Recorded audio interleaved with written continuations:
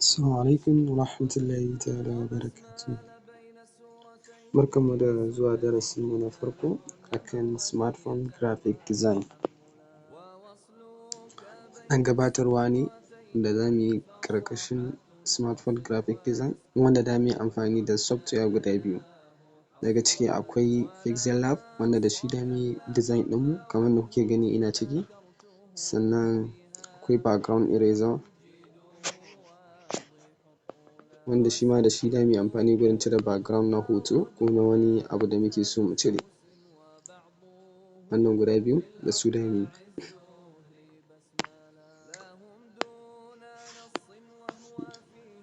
Kamar yadda kuke gani muna cikin Pixel lab ɗinmu ne inda za mu yi zane ko wani abu daban. Muna fara gabatar muku da Pixel lab ne saboda shi ya fi muhimmanci a cikin application ɗin guda biyu. Abu na farko da za ku fara sani shi ne wannan gurin text ɗin nan, shi gurin text yana ɗauke da items da yawa, wato rubutu. Idan na yi rubutu,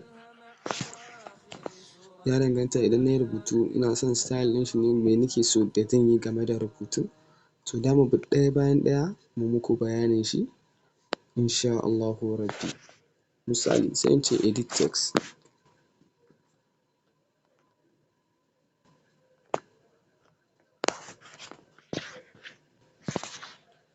Yanzu na yi rubutuna ba, to in nan ina so na yi deleting zan danna deleting, in copy ne zan danna na yi copy, in delete ne misali na yi deleting. Idan na ce copy, to idan ina so na dawo da shi to front, shi to front yana magana ne akan ya dawo in rubutu na baya ne ka mai da shi gaba, in yana gaba ka mai da shi back baya, shi ne to front and to back. Misali wannan yana gaba ne sai nake so na mai da shi baya sai na ce to back, ya koma baya to front, ya dawo gaba to back. Bambancin kenan. Wannan kuma position, wane guri mutum yake so ya ajiye abin shi, wane position ko kuma wane guri dai, shi za ka matsar da shi sama, ƙasa, sannan akwai size saurin tafiya. In ya so za ka dawo da shi, mutum zai iya mai da shi guda ɗaya saboda yana so ya daidaita shi, ya danganta da wane position ne mutum yake so. Sai ga wannan ɗayan position ɗin, favorite position, shi bambancin shi da wancan, wannan mai yiwuwa kana son shi a center ne zai daidaita ma shi kai tsaye, left, right, up ne, down ne, ya danganta da inda mutum yake so. Inda mutum yake so yana raba abun guda biyu ne, gabaki ɗaya board ɗin zai raba shi gida biyu. Sai wannan size na text, wane size mutum zai iya ganewa wane size yake so ya yi amfani da shi gurin yin text ɗin shi. Mutum ya fi sanin ra'ayin size ɗin da yake so.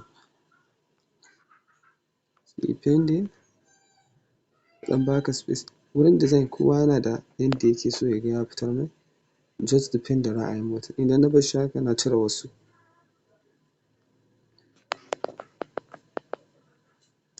Sai ga colour, ga texture, colour ɗin rubutu, wane colour muke so mu sa ma rubutunmu. Texture, shi wannan texture ɗin yana amfani ne cikin rubutu, zai iya sa wani hoto da zai zama shi ne kamar colour ɗin rubutu. Misali, zan ɗauko kowane image, bara mu sa wannan image ɗin. Kun ga cikin rubutun image ɗin ya shiga cikin rubutun, ya zama kamar shi ne background colour ɗin shi.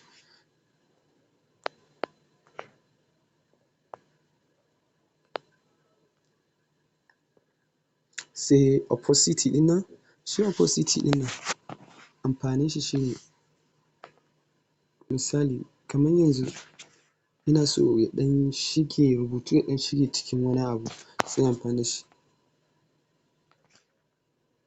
Ga rubutun amma kuma shi ba zai fito sosai ba, amma zai rage quality, zai ɗan yi transparent ɗin shi ya dawo ƙasa so low sosai haka, inda ba za a iya cewa da shi ba ko ma ba shi, zai dai shiga cikin rubutu ne ko cikin wani hoto, duka ba wanda ba a iya mai amfani da shi. sai rotate inda mutum yake so ya lanƙwasa rubutun shi a ra'ayin shi. Sai mask shi kuma yana yanke rubutu ne domin yin editing ɗin shi, shin ta sama ne ko ta ƙasa. Two option misali in ta sama ne zai yanke rubutu. Yanzu wannan yayi, bari mu canja colour ɗin inda za a gane dictation.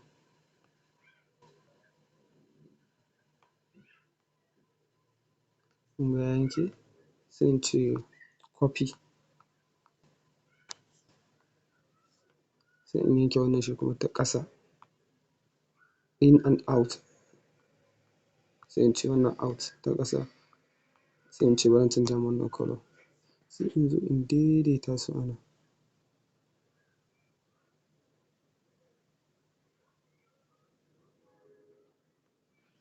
Kun gane?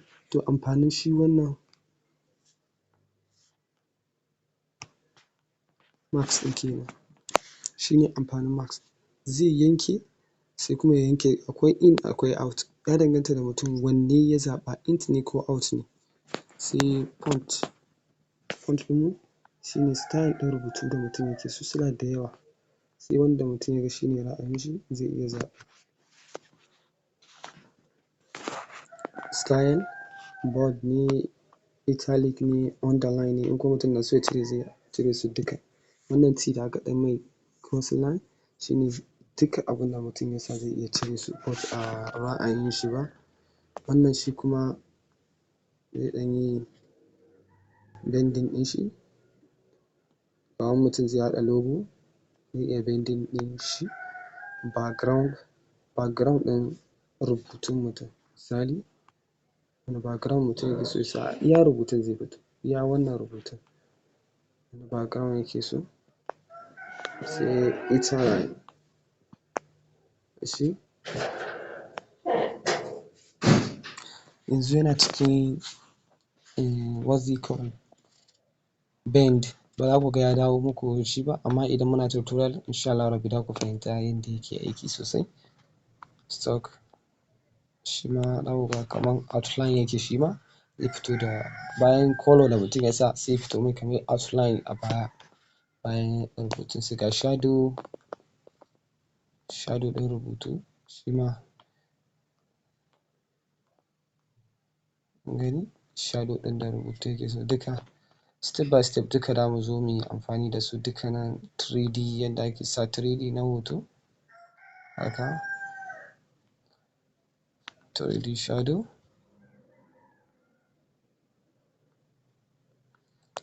To za mu tsaya a wannan dai gabatarwa ne, sai nan gurin.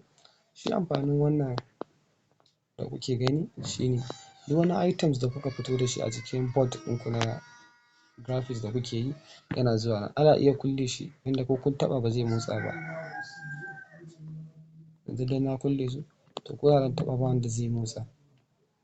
In kuma na buɗe su zan iya canja musu position. Sannan akwai kamar eye ɗin da kuke gani, zai in ka sa shi kamar a gurin abu da yake sample da eyes, shi cancel zai yi, wato you don't want to see it, yana gurin amma kuma ba ka so a gan shi, ka ɓoye shi, ka cire shi gabaki ɗaya sai ya san da kake da buƙata. Wannan delete ne, wannan kuma edit ne. Wannan ɗan code da kuke gani irin rubutu ne da za ku gani an yi saving, duk da ban sani ba, za ku iya samun irin nawa Pixel Labs ɗin. So da time to time suna updating ɗin shi, there is difference, akwai kala-kala da za ka yi amfani da shi. Yanzu misali idan na ɗauko rubutun nan, kusa dai ba mutum irin ɗan rubutu ne ko mutum na da ra'ayin shi. Sai nan yana using kamar na farko using image from the gallery, already za ka ɗauko image ne daga gallery ɗinka, a'a full screen kake so ya nuna maka step by step duk ma za mu zo inda yake. Kowanne da aikin shi. Wannan idan mutum ya yi saving zai yi sharing. Now save as project, save as image.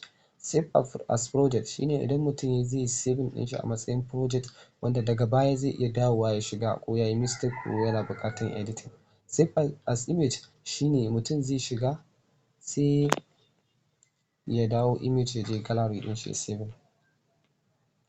Wannan they are the same or relative da abin da muka yi a ƙasa ɗazu shine text, current date, date, sticker, shape, gallery, draw. Duka zamu bi ɗaya bayan ɗaya muyi amfani da su. Wannan kuma yana dealing da shape ne kamar yadda suke a nan. Anan sticker ga sticker, import mutum ya ɗauko abu daga gallery ɗin shi, drawing shape ne misali.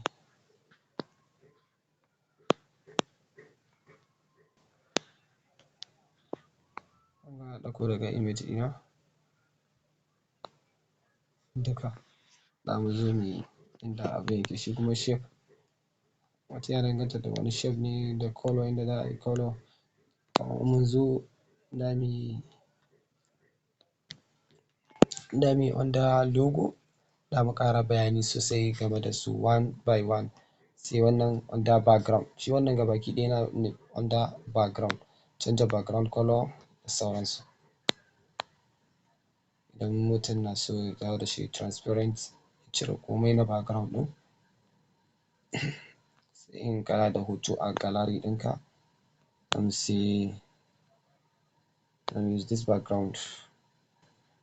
Wannan ya zama shine background ɗinmu da muka yi amfani da shi. Shi wannan kenan. In kuma from camera ne already zance bari in ɗau hoton wannan sai ya zama from gallery. Wannan ya zama background ɗinmu.